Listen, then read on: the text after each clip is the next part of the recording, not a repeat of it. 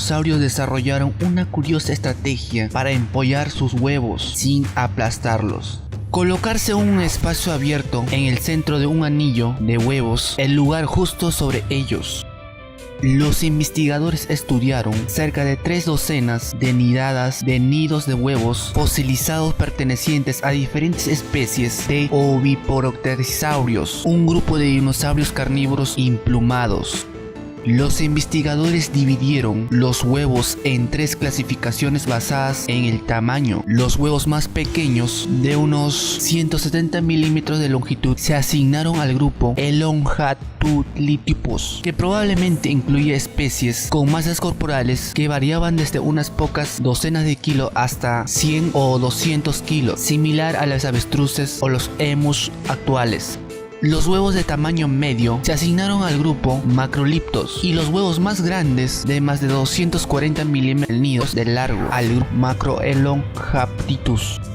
Los dinosaurios que pusieron huevos más grandes pudieron haber tenido masas corporales hasta 2000 kilos. El equipo midió el diámetro del nido y si había uno, el diámetro del orificio en el centro de la misma. Los resultados sugieren que los ovipositorisaurios más pequeños probablemente se asentaron directamente sobre los huevos, mientras que el aumento del tamaño corporal fue posible llevar más peso por la abertura central, reduciendo o eliminando la carga sobre los huevos y potencialmente permitiendo algún contacto durante la incubación de especies gigantes. Hace 66 millones de años, época de los dinosaurios, nuestros ancestros más distantes eran en su mayoría comedores de insectos. El resultado de un análisis genético de 107 especies diferentes de mamíferos permitieron a los investigadores concluir que nuestro ancestro primitivo comió insectos aún presentes en casi todos los genomas de los mamíferos, e incluso en animales como tigres o focas tienen piezas no funcionales de estos genes en sus cromosomas. El hallazgo podría arrojar luz sobre otras funciones desempeñadas por estas enzimas llamadas quitinasas, que se encuentran no solo en el intestino, sino también en las glándulas salivales, el páncreas y los pulmones, donde pueden estar involucradas en el asma. Muchas bacterias tienen genes que producen una enzima que desencompone las cáscaras externas duras de los insectos, que están compuestos por carbohidratos. No es sorprendente que los humanos y los ratones tengan un gen de quitinasa, ya que muchos humanos hoy en día incluyen insectos en sus dietas, al igual que los ratones, pero los humanos en realidad tienen remanentes de otros 3 genes de quitinasa en su genoma, aunque ninguno de ellos es funcional. Lo que se demuestra con esta investigación que estos restos genéticos en humanos no son exclusivos de humanos o primates, sino que se pueden rastrear hasta los mamíferos placentarios ancestrales.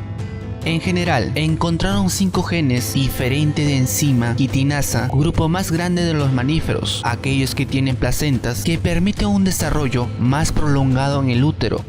Descubrieron que cuanto más mayor el porcentaje de insectos en la dieta de un animal, más genes tiene para la quitinasa. Uno de esos animales sería tarceros. Parecen ser los únicos primates que tienen tantos genes funcionales. Entre las sorpresas estaba que el pangolín, especialista en comer insectos, tiene un solo gen funcional de quitinasa, en contraste con los 5 en el oso hormiguero y 4 en el oso hormiguero menor. Todos comen hormigas y termitas exclusivamente, pero los pangolines posiblemente hayan evolucionado a partir de carnívoros que permitieron que sus genes de quitinasa, poco después de haberse cargado el nicho ecológico, se abrieran cuando los dinosaurios carnívoros se extinguieron.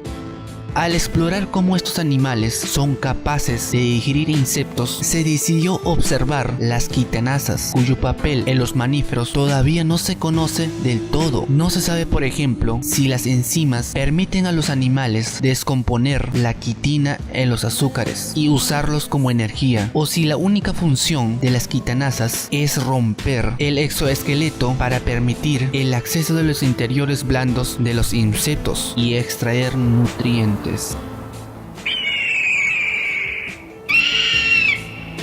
el Homo naledi, descubierta en 2013 en una cámara de cueva remota del sistema de cuevas Ringe-Star, Sudáfrica. Esta especie sobrevivió hace entre 226.000 y 335.000 años en el continente africano, al mismo tiempo que surgían los primeros antepasados de los humanos modernos. Sin embargo, el Homo naledi era sorprendentemente primitivo en muchos aspectos en su anatomía, incluido el pequeño tamaño de su cerebro.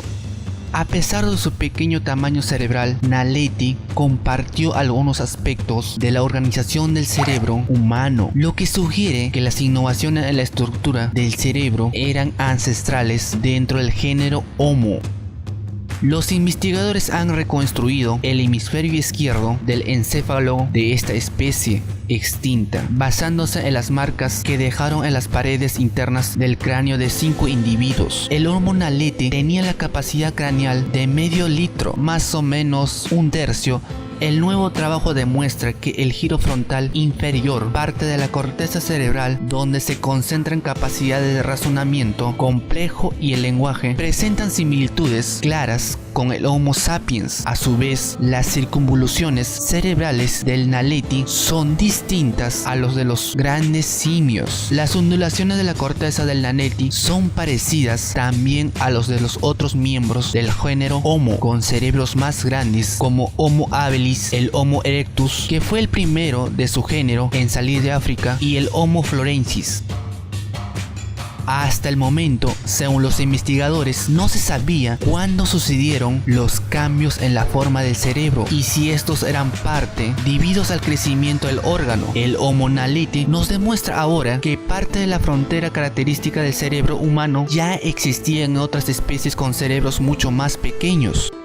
Probablemente la forma del cerebro típicamente humano ya existía hace unos 2 millones de años, cuando vivió el último ancestro en común de Homo naledi y Homo sapiens.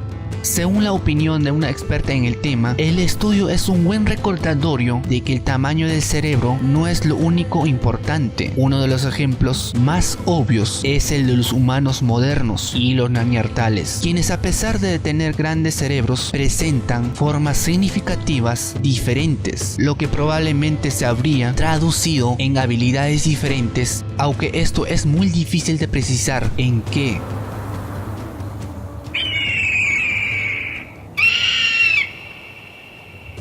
Según un nuevo estudio, la capacidad de concentrarse en los detalles es un rasgo común entre las personas con autismo. Esto habría permitido que floreciera el realismo, el arte en la era glacial. Los arqueólogos trabajaron en conjunto con expertos en autismo y han llegado a la conclusión de que los humanos fueron capaces de producir el primer arte realista hace unos 33.000 años, porque las condiciones de la edad de hielo impulsaron a la selección de combinaciones particulares de genes. Las condiciones adversas habrían favorecido a la selección natural de genes, lo que habría disponido a algunos seres humanos a desarrollar la capacidad de concentrarse en tareas de gran detalle durante largos periodos, a percibir sus entornos en términos tridimensionales de manera mejorada, a desarrollar una mayor capacidad de retención de imágenes y a desplegar mayores aptitudes para identificar y analizar patrones geográficos y de movimiento. Pero ¿por qué en realidad en esta edad? ¿Qué propició tales manifestaciones? Muchos han argumentado que las drogas psicotrópicas estaban detrás de estas ilustraciones detalladas, pero los autores del nuevo estudio descartan esa teoría, argumentando que las personas con enfoque de detalle, un rasgo vinculado con el autismo, dieron inicio a un movimiento artístico que condujo a la proliferación de dibujos en cuevas en toda Europa. Este rasgo se ve muy comúnmente en personas con autismo y rara vez ocurre en personas sin esta dolencia. La investigación se suma a una creciente evidencia de que las personas con rasgos autistas desempeñaron un papel importante en la evolución. Si este estudio es aceptado por la comunidad científica, se aceptaría que al igual que en el presente, la humanidad está en deuda con personalidades que marcaron diferencia con grandes aportaciones a la humanidad. De igual forma, estaríamos en la prehistoria, en la evolución humana y la supervivencia. Todas estas actitudes, que a menudo se encuentran en personas de espectro autista, permitieron a los seres humanos de la era glacial fabricar puntas de lanza de sílex más eficientes para la caza, trasladarse a través de miles de kilómetros de terrenos de caza, recordar múltiples detalles y analizar patrones de comportamientos de animales. Pero estas mismas habilidades también habrían permitido producir arte realista. Los investigadores sospechan que el desarrollo temprano del autismo hereditario fue en parte una respuesta evolutiva a las condiciones climáticas en la edad de hielo. Argentina. La siguiente noticia que está por oír es uno de los mayores misterios sin resolver. ¿Cuándo llegó el primer humano a América? La teoría más aceptada es mediante un puente que se formó entre la parte oriente de Siberia y el extremo norte de Alaska, en el estrecho de Bering. Debido a la última glaciación, todo este proceso se produjo hace 25.000 años hasta hace unos 10.000 años. La semana pasada se ha dado a conocer los hallazgos que podrían desafiar la teoría más aceptada de hace alrededor de 15.000 años. En Antofagasta de la Sierra, en Catamarca, Argentina, arqueólogos encontraron restos que comprobarían que el continente americano fue habitado hace 40.000 años. El estudio no es concluyente por el nivel de su magnitud. La cueva donde se realizó los hallazgos se llama Cacao. La cueva, que también tiene pinturas rupestres y restos culturales de otros periodos. En el sitio se encontraron 2 mechones de pelo humano que pueden ser la punta del ovillo de estudios genéticos que podrían abrir la puerta a descubrimientos sobre los orígenes de los pueblos americanos. También se encontraron herramientas de piedra utilizadas para el corte y raspado, unos pendientes de cobre y excremento y fragmentos de huesos de animales que forman parte de la megafauna ya extinta. El arqueólogo espera resultados de laboratorios de Estados Unidos. Espera también que las próximas semanas lleguen los resultados de otros 4 estudios de datación que también se hicieron en el país norteamericano. También espera remitir a la Universidad Inglesa de Oxford. La teoría de que los humanos llegaron hace 25.000 o 10.000 años por el puente de Bering está respaldada por estudios arqueológicos. Entonces, ¿por qué surgen evidencias de actividad humana hace 40.000 años? El arqueólogo agrega que en el norte de Brasil hay evidencias de actividad humana de hace unos 40.000 años. Pero ¿qué pasa con ese espacio de tiempo en el que aún no hay datos arqueológicos? Esa pregunta es aún un enigma. Unos restos arqueológicos encontrados en 1585, formados por varios huesos afilados y huecos que podrían haber sido utilizados para realizar tatuajes, tienen una antigüedad de 3.600 años. Aunque ya existen otros yacimientos encontrados de restos humanos con dibujos sobre su piel, algunos que datan de 5.000 años, el tatuaje es un arte antiguo, pero solo ha dejado huellas efímeras en el registro arqueológico. Ejemplo de ello tenemos como Oxy, el hombre de hielo, o la doncella de hielo de Siberia, pero son raras.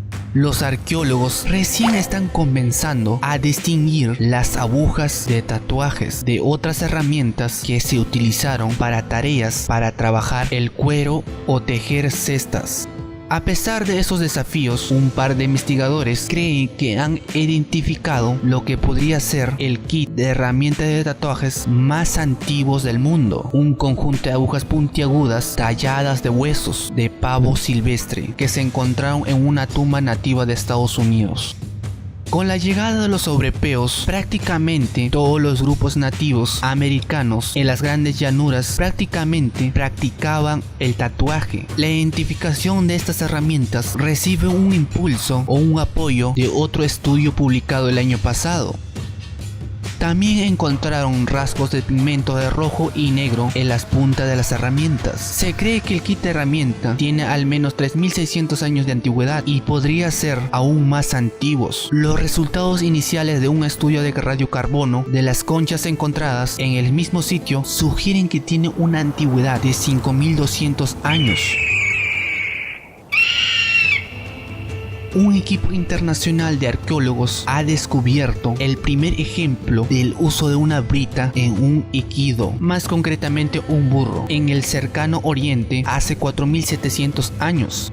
El descubrimiento proporciona la primera evidencia del uso de la broca para controlar a un animal mucho antes de la aparición del caballo en el cercano Oriente. La evidencia de la brida se deriva del esqueleto de un burro que data de la edad de bronce antiguo, hallada en las excavaciones de la ciudad bíblica de los filisteos, ubicada en el centro de Israel. El burro fue puesto como una ofrenda de sacrificio antes de la construcción de una casa de barrio doméstico. Esto es significativo porque demuestra cómo se controlaban los burros domésticos tempranos y aumenta sustancialmente nuestro conocimiento de la historia de la domesticación del burro y la evolución tecnológica ecuestre y la equitación. También es significativo en el resto de un burro domesticado temprano que fue sacrificado probablemente como una ofrenda para proteger lo que interpretamos como una residencia doméstica comercial. Los autores proponen que el desgaste del diente del burro se hizo con una broca suave, probablemente hecha de cuerda o madera. En un estudio previamente publicado, los científicos proporcionaron evidencia basada en análisis isotópicos de que este mismo burro nació en Egipto y fue llevado a Canaán en algún momento de su vida. Los estudios de los isótopos dentales del mismo burro demuestran también que nació y creció en Egipto y que fue llevado al sitio solo en los últimos meses de su vida antes de ser sacrificado y enterrado bajo el piso de la casa que estaba siendo reconstruido. Los caballos domesticados todavía no estaban presentes en el cercano Oriente en ese momento. Como resultado, los burros no solo habrían sido utilizados como bestias de carga, sino también habrían sido empleados para arrastrar y ser montados por las nuevas élites emergentes en las